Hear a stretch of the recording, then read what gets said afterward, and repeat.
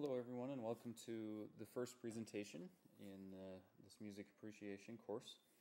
And this presentation is going to cover just a little bit about music in general, about what it can do, what it's for, why we have it, and some interesting facts about space and music, which I think is very exciting. So I hope you're looking forward to what we're going to learn in this course, and let's get started.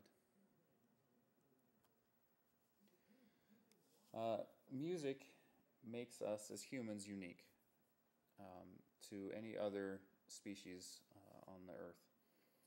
Music is a record of our past.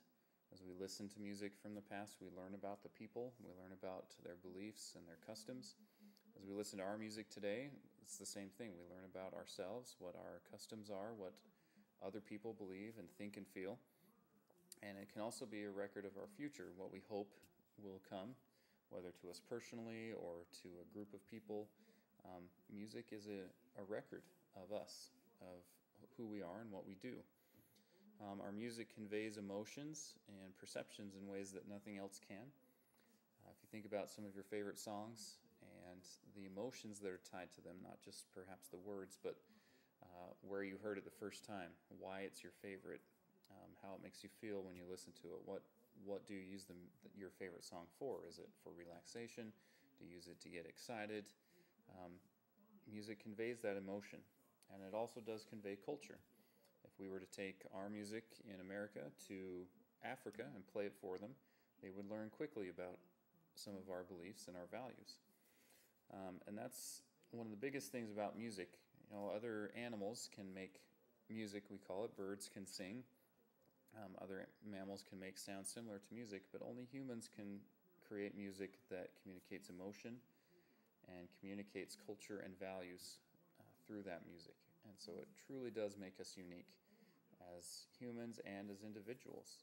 Our tastes in music, and if we're able to create music, how we create it and what we create, it's a unique record of us and what we believe in. And only music has the power to do that.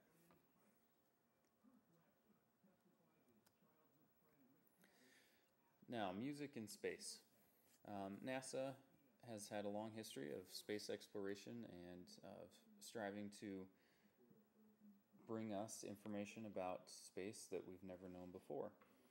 And in that effort, in 1977, NASA launched two spacecraft, the Voyager 1 and Voyager 2 satellites.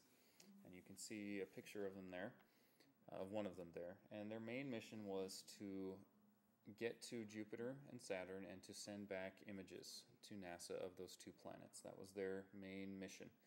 And they accomplished that, and those archives of the pictures can be found on NASA's website today. But they continued, they kept going on their journey, and they are now the only spacecraft that have left our solar system. And one of them is actually still functioning, still sending images back to NASA as we speak. And so it was a major accomplishment for them.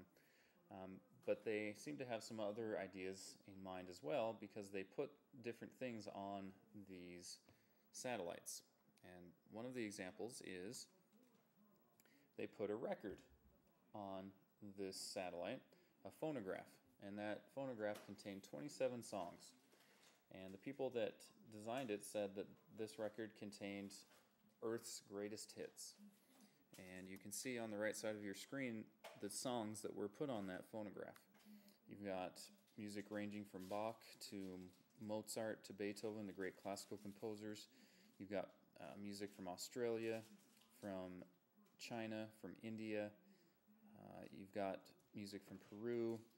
You've got all these different types of music that represent Earth and our cultures. And so it's all on this phonograph, and you can see a picture of it there on your screen. It is gold-plated, and those engravings on it were intended to help anyone that might find it, any alien or human-like species that might find it in outer space, to tell them how to play it, so that they could actually hear the music if they were to ever find this. And so I think it's a great representation of what music can do. Put yourself in the mind of an alien perhaps for a minute and what they would think if they heard some of these songs. One of the pieces that was on there is Beethoven's Fifth Symphony. and it's a very well-known piece of music, and we're going to listen to just a short excerpt of that. But this is the first movement specifically, and think about what would you think about our culture if you encountered this spacecraft and this was the first song you heard? What would you think about human beings?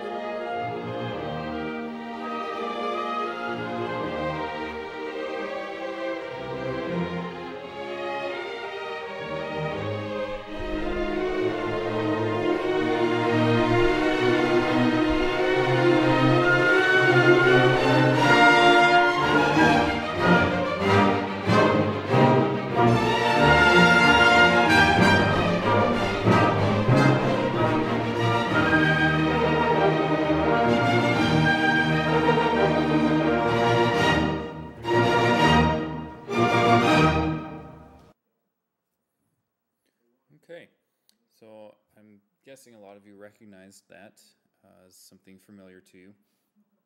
But what would you think if that was the first thing you heard of? There are no words, of course, and so it's hard to know what if it would convey any type of culture or beliefs. But what types of emotions would that convey? Uh, to us, I think it sounds complex, with many things happening, many different instruments playing together and creating this wonderful sound.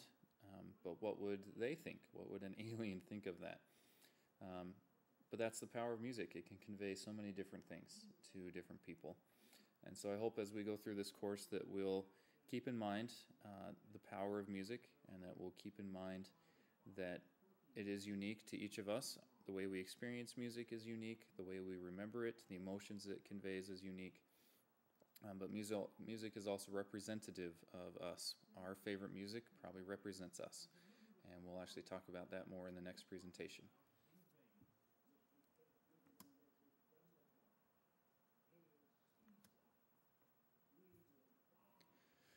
Now, to end, I'd like you to think about music and yourself personally. Think about the songs you learned as a kid, all those nursery rhymes, Twinkle, Twinkle, Little Star, Baa Baa, Black Sheep.